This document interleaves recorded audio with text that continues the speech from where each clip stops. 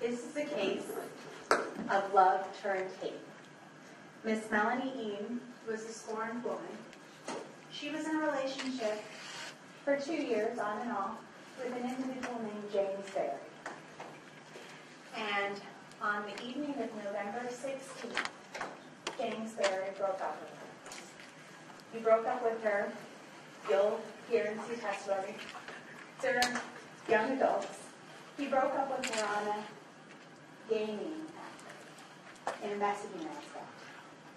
Melanie, based on the fact that she was broken up with, and in that manner, went to his home the wee early morning hours of November 17th, confronted him, and while there, grabbed a knife from the kitchen, butcher knife, and stabbed him.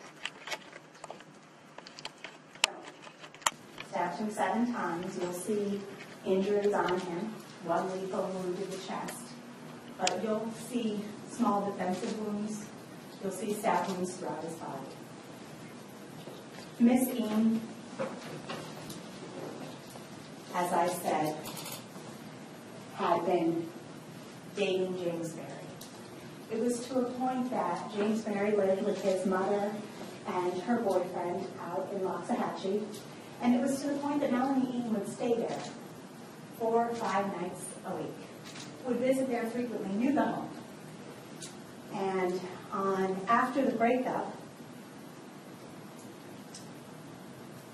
she had stayed there numerous nights, so she came over and confronted James while everyone else was sleeping.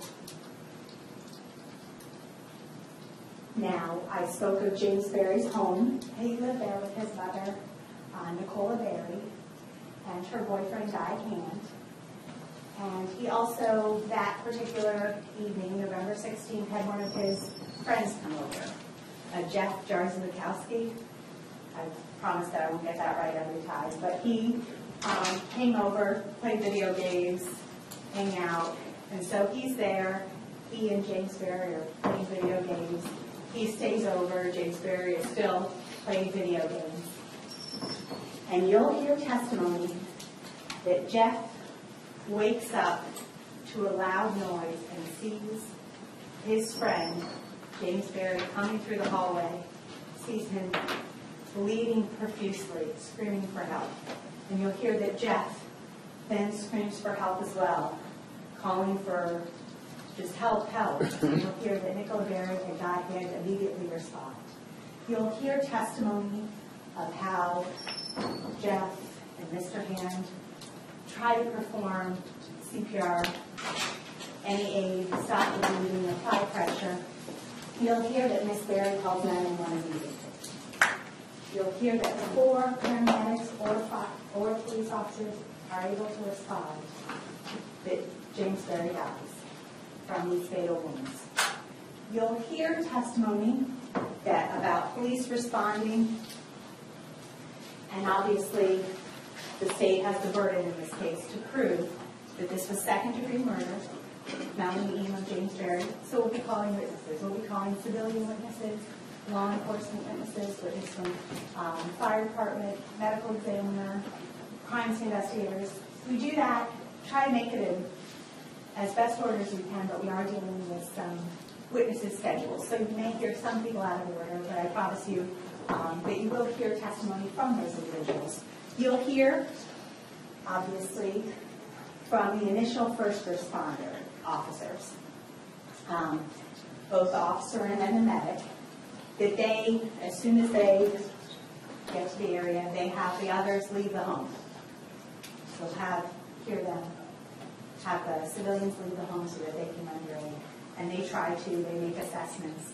The police officers on scene initially, they're trained in first aid, not to the degree the paramedics are, but they're trained. They try to assess and are not able to assist Mr. Berry. Then paramedics respond and they are not able to assist Mr. Berry. And Mr. Berry James Berry is declared deceased on scene. You'll hear testimony from the civilian witnesses, James Berry's mother, Nicola Berry, about how that evening was no different, had a roast with her boyfriend. Jeff was over playing with her son James Berry, played video games, hanging out, and that she went to bed and was awoken by this tragedy.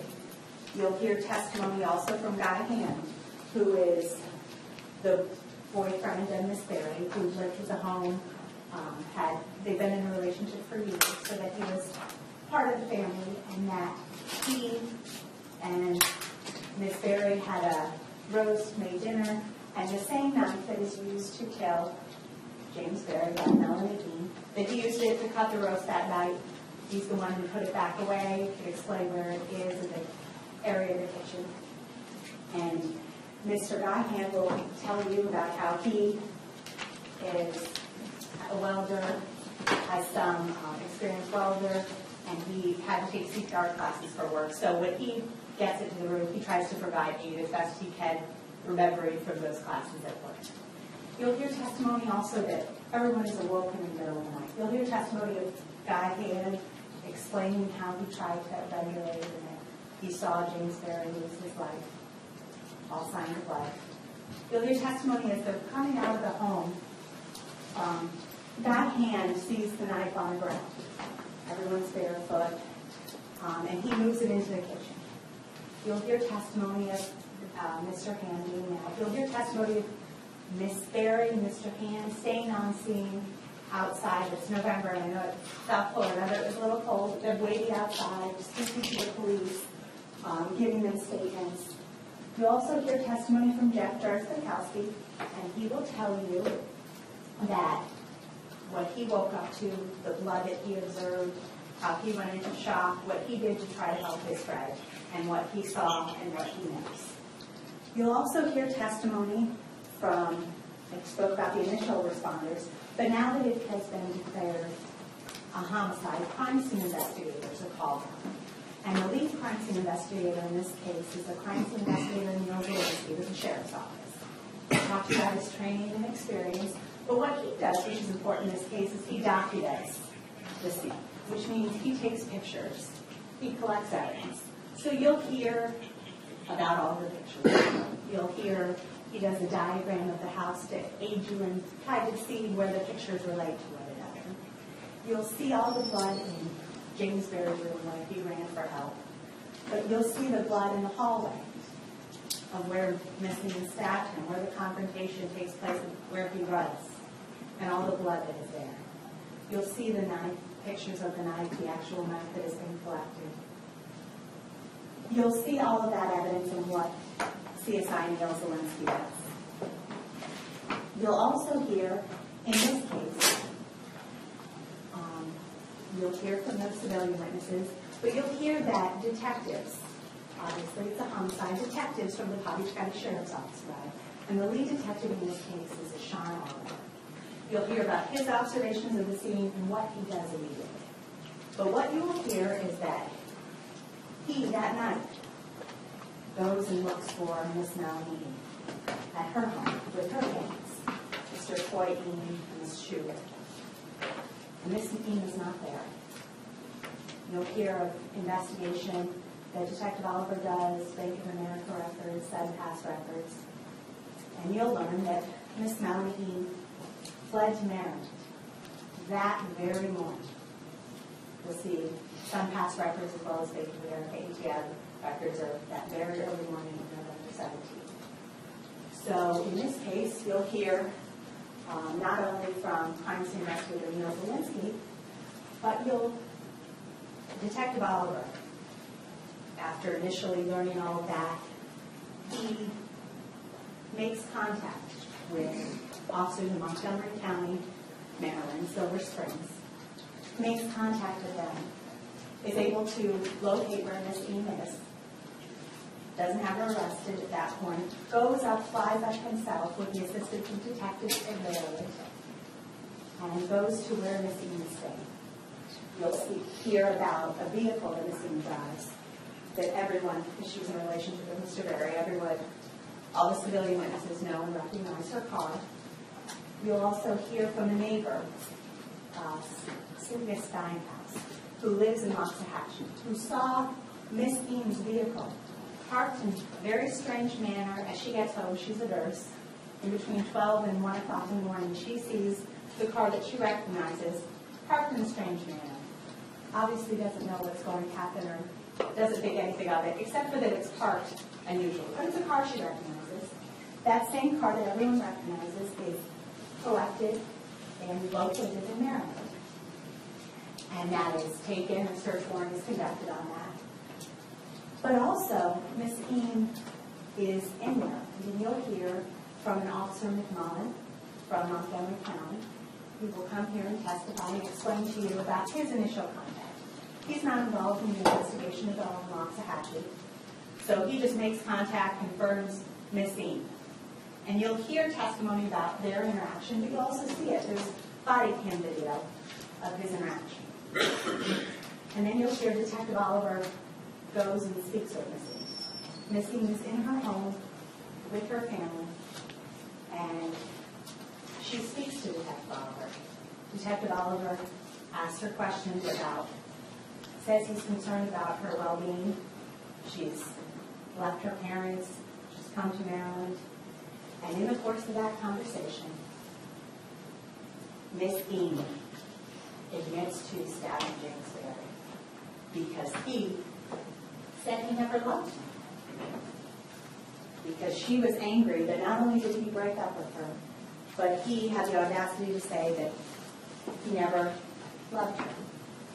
So you'll hear testimony of that, and how that statement is taken in her home. She's not arrested. She's not taken into custody at that point.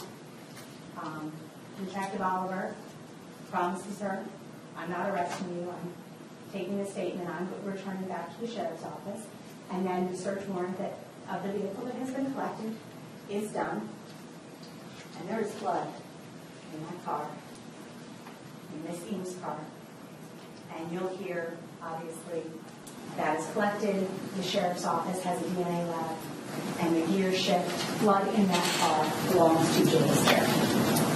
That same vehicle that Miss Eam drove to Maryland that morning of November 7th.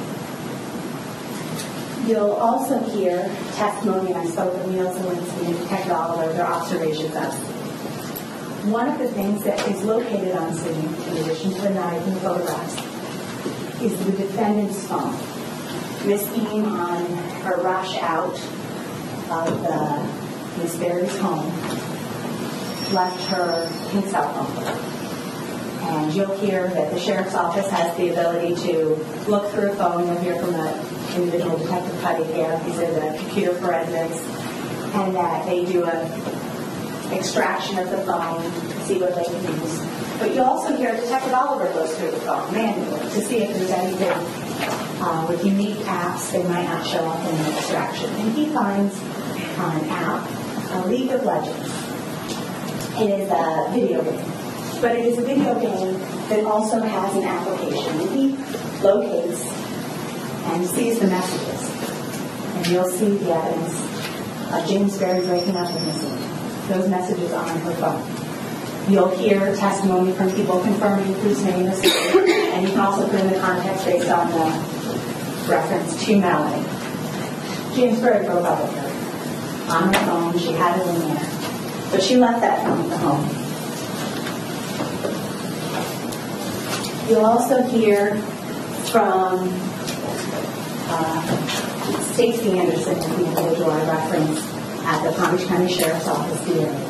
You'll hear testimony from Ms. Anderson. Ms. Anderson will explain the victim's blood, James Berry's blood on the gear. But she'll also test to some other things. The knife. How the knife contains the victim's blood, because the stabbed him numerous times. His blood is the major profile on that.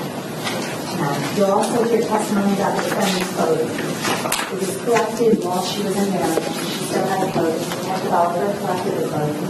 And there was blood on her clothing that was visible, and then also you'll hear in regards to the victim, James Berry's blood, is on Miss Eam's clothing, in her car, and on her clothing. One of the other witnesses that you will hear from that is important in explaining how this occurred is Dr. Reinhardt Monte. He's with the Palm Beach County Medical Examiner's Office. He's a medical examiner, conducts an autopsy. And you will hear testimony about, he will explain to you the stab wounds that he sees. He sees 7 wounds. Then he'll explain to you the ones that are lethal, non-lethal, and explain to you, you'll see some photographs, and he also does diagrams so you can see a better picture, and you will use both of those to explain to you the wounds. But he'll explain to you the lethal wound that the evidence will show that Melanie Eam inflicted on Mr. Kingsbury. But he will explain to you the multiple stab wounds around the body, front and back, including the chest wound. And he'll explain to you, as part of his job, cause and manner of death. The cause being the stab wounds, manner being homicide, based on how the wounds are inflicted. And after hearing all of this evidence, in conjunction with each other, the state will prove to you that Miss Eam's love had turned into hate, hatred, ill will, and spite. And she took that hatred out on James Barry, stabbing and killing him on the early morning hours of November 17th in his home, Montsahatchee, Florida. Thank you very much.